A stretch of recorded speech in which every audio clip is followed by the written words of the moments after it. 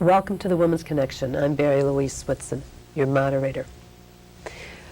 This is a program that I wish I never had to do or never wanted to do. And what I'm talking about is the events that happened on September 11th, 2001. With me is Maggie Craddock, and we're going to talk about the trauma and the stress that we go through to get through this episode. And Maggie, I would like to welcome you back. Thank you so much. What happens when somebody goes through stress or trauma? Are there different stages, or does it happen all at once, or how does it go through? I mean, what can one expect? I mean, there are some general stages, Barry. First, I'd like to stress that a lot of what an individual goes through depends upon that person as an individual. Because one thing about stress is it does start in the body, particularly with regard to trauma. So the first thing that people deal with is an adrenaline rush based on being in a life-threatening situation.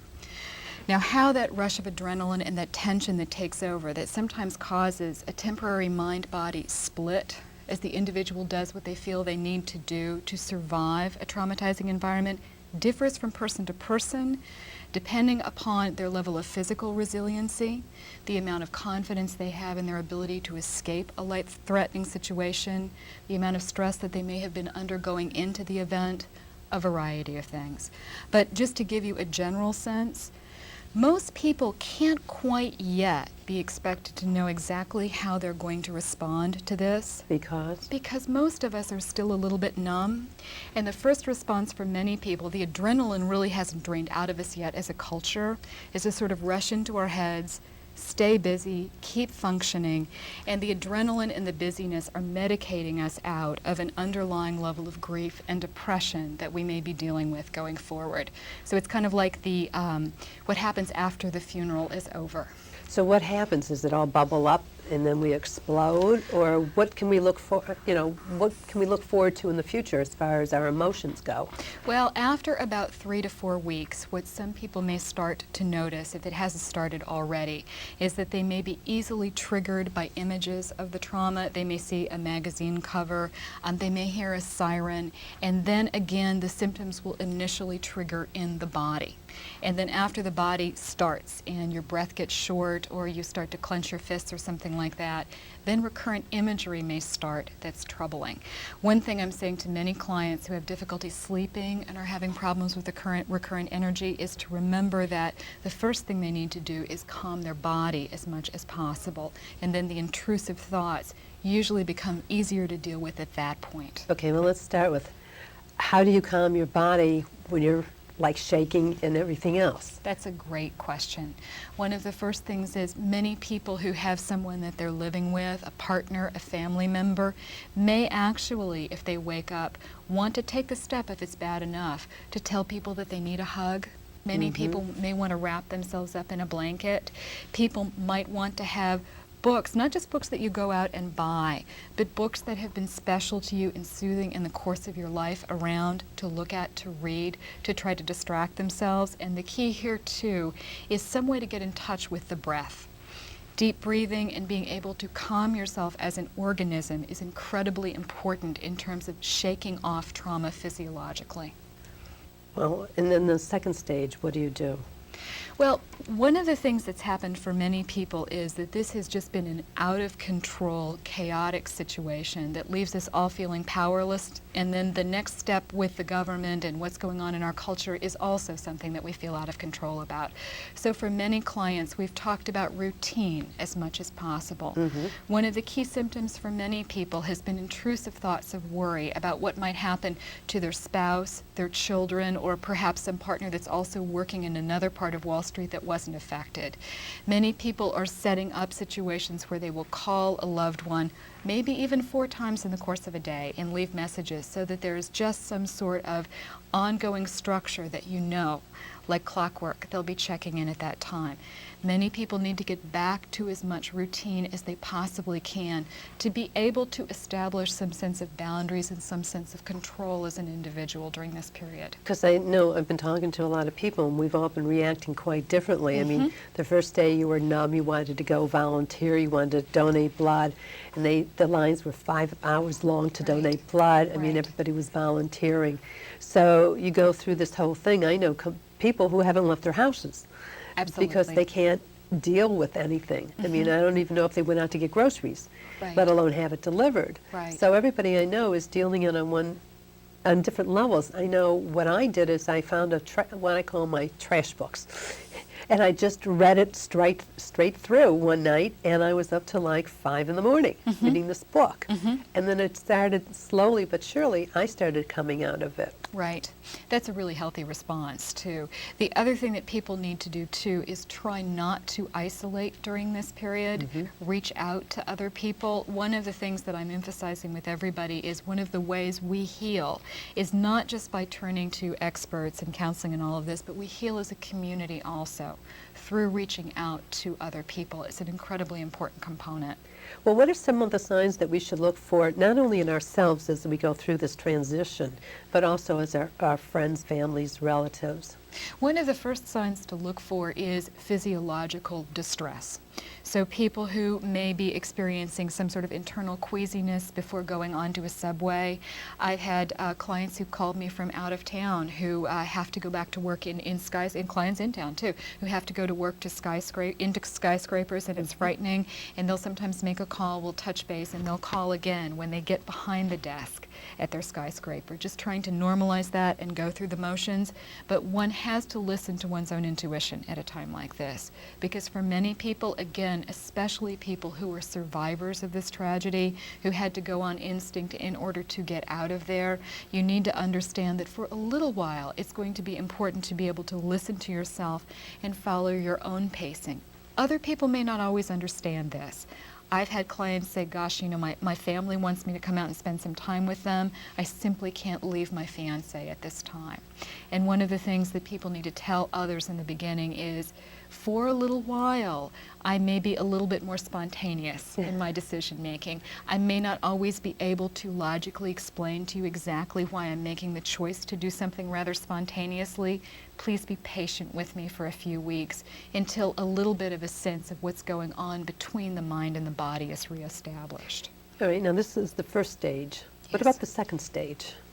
Well, I also think that it's important when we get through the first stages of the shock that people get back into their routine and re-enter a sense of community as much as they possibly can. It's important for people not to overexert, but it's also important for people to have a sense of purpose and a sense of routine.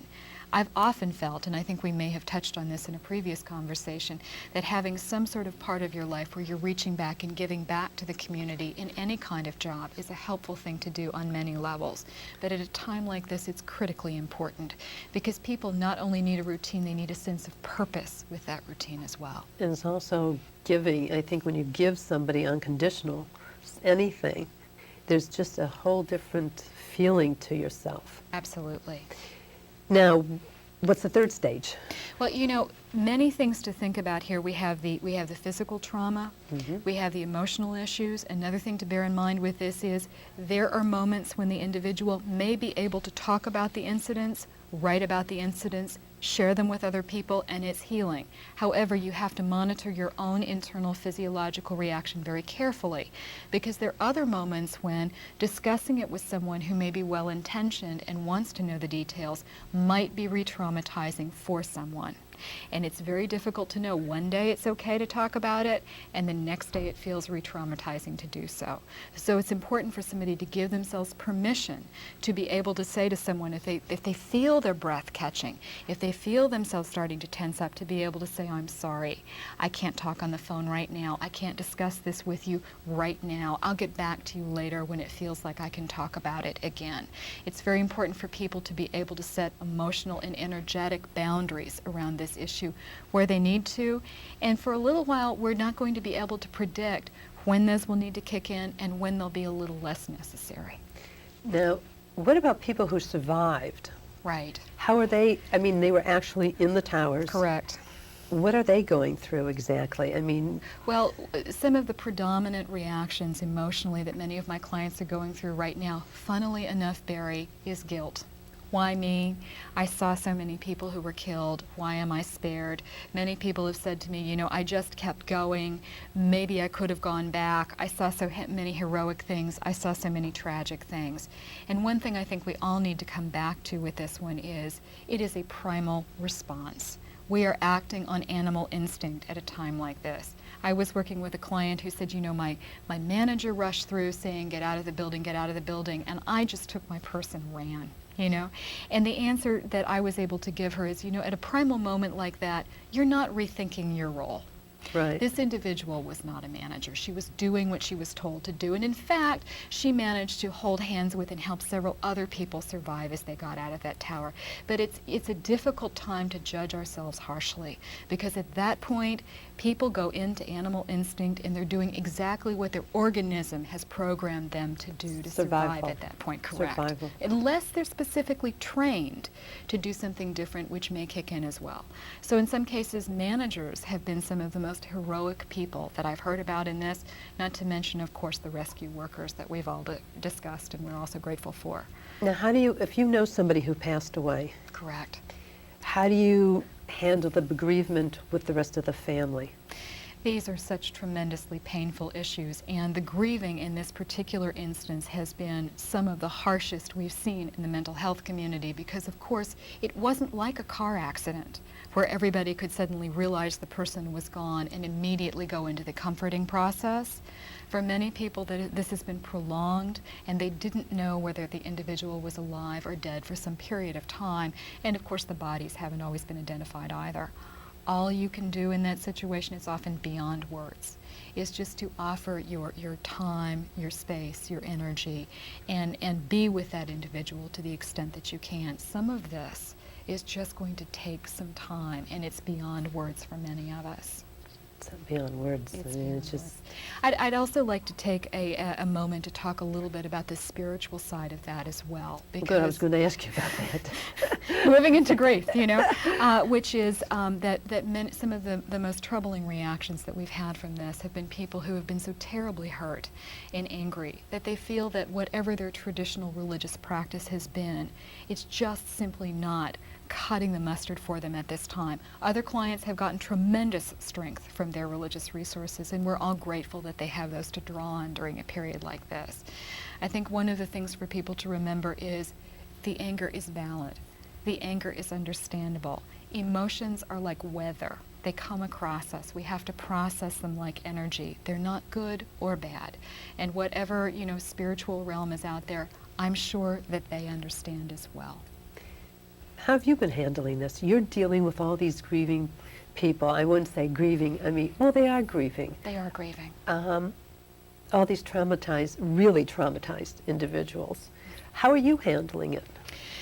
Well, I also have a good support network in my own life that I am accessing. I'm monitoring what's going on in my own body. It's very interesting between clients when the tragedy first struck. I think I might have mentioned to you when they had grounded all the air flights. I heard an airplane going overhead. I think it was a military jet at that Oh time. my. And I noticed myself having a physiological start to that, you know. And one of the things that I do, that I encourage all my clients to do too, when something happens in the normal course of our day, which is alarming to us physiologically, and a few weeks ago might not have been, it's to remember that, now listen, we are not responsible for our first thought right now. Our first thought could be just about anything. Oh my goodness, what was that? Am I safe? But what we can gently learn to do is take control of our second thought. And that being, okay, it's understandable that I would have this reaction. We're all dealing with a lot of adrenaline at this time, but it could be something that's not good, but quite probably it's going to be fine. And we keep going and face the fear and work through that. Now, I have gotten emails from all over the world, as well as phone calls finding out how am I doing, was I there, am I alive, basically.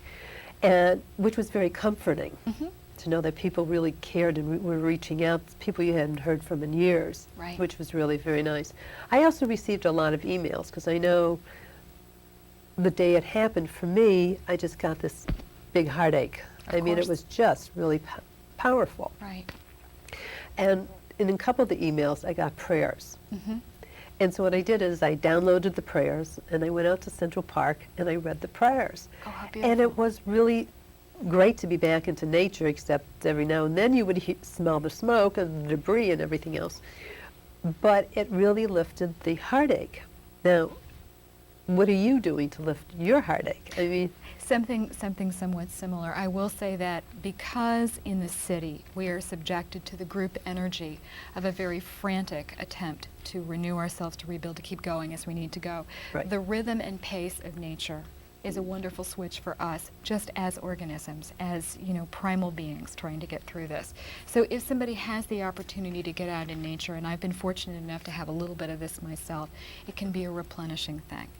Prayers are also a wonderful thing. It's good to internalize messages for ourselves, which are contrasts to some of the alarming things we're hearing in the media, some of the alarming things we're hearing from our neighbors. There's a lot of fear around that. So I myself have, prayers that are meaningful to me that, I have said in meditation for many years, but I continue to say. would you like to share them with us? Sure, one of my favorite prayers is the prayer of St. Francis, which is, Lord, make me an instrument of your peace. Where there is hatred, let me sow love. Where there is injury, pardon. Where there is doubt, faith. Where there is despair, hope. Where there is darkness, light. And where there is sadness, joy. Divine Master, grant that I may not seek so much to be consoled as to console, to be understood as to understand, or to be loved as to love.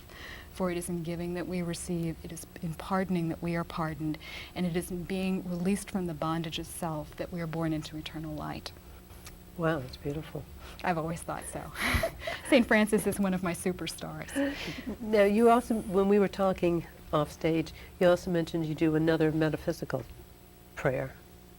Oh, yes. A lot of people in meditation circles, and I've gotten some wonderful input, talking about email from around the world, from Native American spiritual healers around the world wow. who are sending their best wishes at this time, and many of them work together in prayer.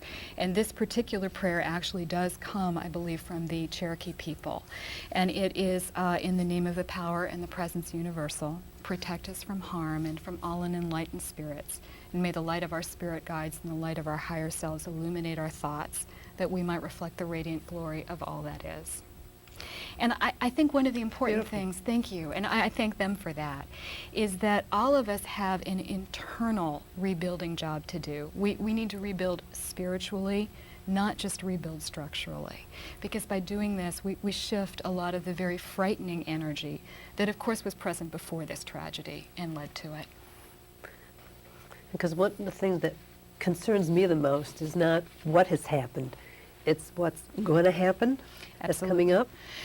And the most important reactions sometimes are the reactions that we have from within, because what's going on around us is obviously a reflection of what's going on inside us. So for those of us who are able to rebuild, to remember how joyous life is, to remember how fortunate it is that we have it, we will be there also to hold the hands and help people for whom this tragedy has caused life-changing, just wrenching problems in their family system that are going to take them more time to recover from. That's one of the ways that we pass through the grief. So I think that, we're talking about the heroes who are the firefighters and all of this. I will say to every individual, when you are there in the middle of the night and the imagery is unpleasant and you're frightened and you feel alone, if you can turn to yourself and draw on whatever internal resources you have to calm your body and to calm your spirit, you are a hero as well internally, because we're all in this together. Oh, that's beautiful. What about children? Children are one of the major concerns at this time. You can almost, split my clients down the middle. The ones that are having some of the most difficulty dealing with this are those who do have small children. Many of my clients have said, gosh, if it was only me, I'd go up and sign up to help the government or figure I'd had a good life. But what they want desperately is for the world to be a safe and joyous place so that their children can grow up and enjoy many of the beautiful, wonderful aspects of life that they've enjoyed. One of the things I would say first is be honest with children. Mm-hmm. In some cases, and in some times I've worked with a couple of displaced children during this period, they can be a little bit more resilient than the adults. You know, we have a lot to learn from them. They're wonderful sources of light. But be honest with them, be loving with them, hold them close.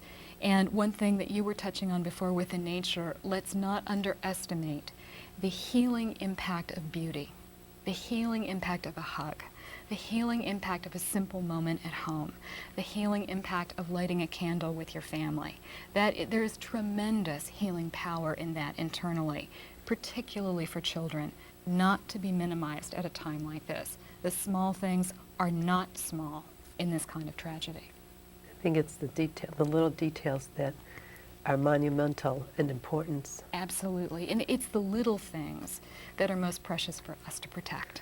I know I sent an email to somebody and I said, I was signing off hugs and kisses and love and go out and hug somebody, but being New York, you'd probably get arrested for hugging a stranger.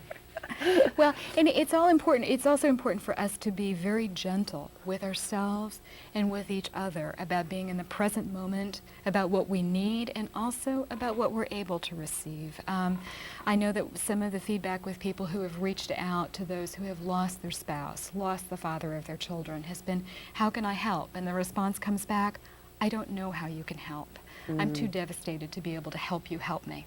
It's almost like you're moving in remote. You're Right. just moving. Right. It's You like just- if you can think of something to do to help me, feel free, but in the meantime, I can't script it for you. Right, You know? right. And a lot of that is just being available to listen, thinking, what would I need in that situation? Sending over some food, sending over a card, and also being there after the major wave of drama has passed.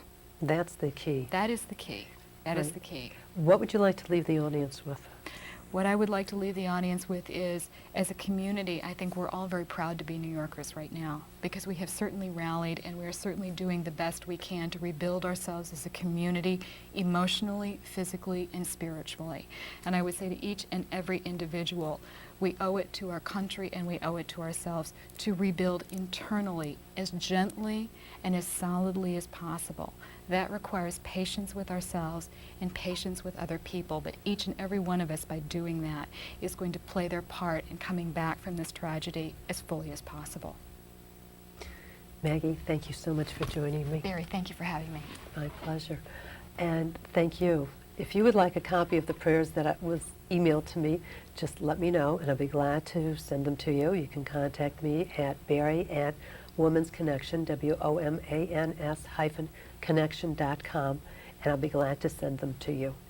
And I hope you're doing okay. Let me hear from you. Bye now.